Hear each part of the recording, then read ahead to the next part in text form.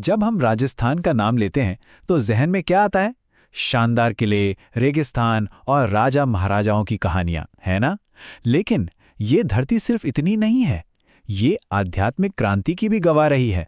आज हम राजस्थान के उन महान संतों के बारे में बात करेंगे जिन्होंने भक्ति की एक ऐसी लहर पैदा की जो आज भी महसूस की जाती है।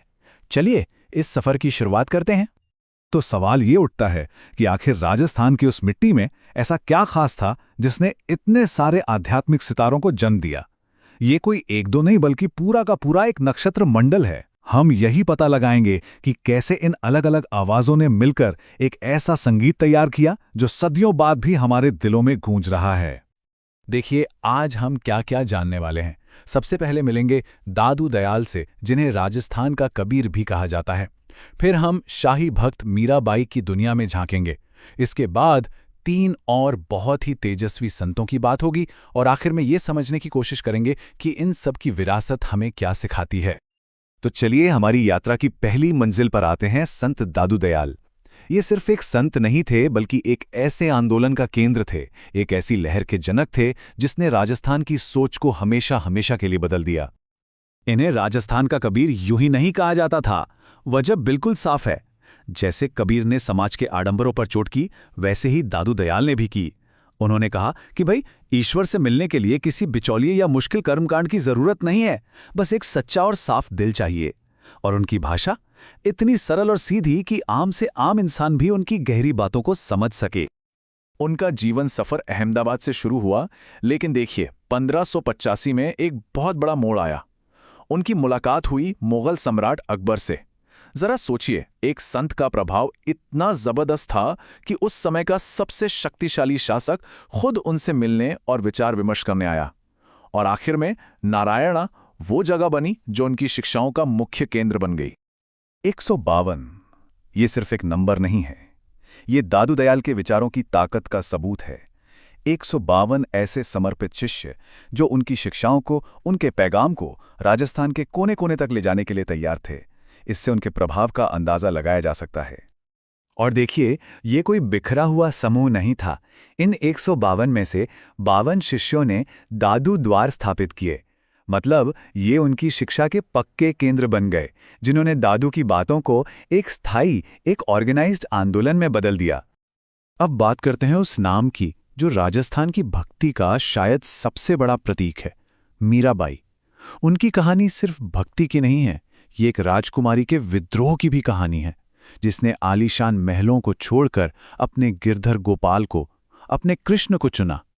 मीरा का जीवन 2 बिल्कुल अलग दुनियाओं के बीच बटा हुआ था।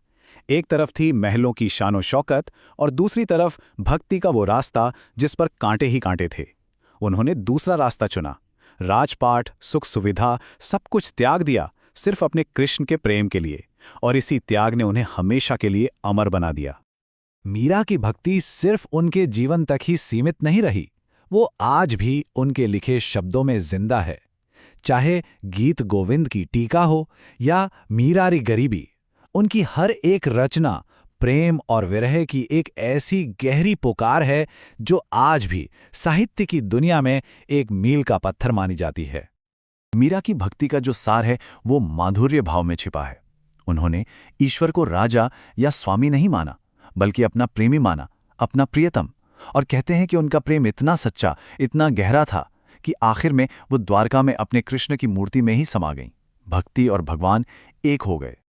लेकिन दादू और मीरा के अलावा भी कई और सितारे थे जो इस आध्यात्मिक आकाश में चमक रहे थे। चलिए अब जल्दी से कुछ और संतों से मिलते हैं जो दिखाते हैं कि राजस्थान की आध्यात्मिक विरासत कितनी विविध और समृद्ध है। मिलिए संत राणाबाई से। मीरा की ही तरह कृष्ण की भक्त, लेकिन एक किसान परिवार से आती थीं। उनकी आस्था इतनी मजबूत, इतनी अडिग थी कि उन्होंने जीवित रहते हुए ही समाधि ले ली, मतलब स्वेच्छा से अपने शरीर का त्याग कर दिया। ये भक्ति की एक असाधारण मिसाल है।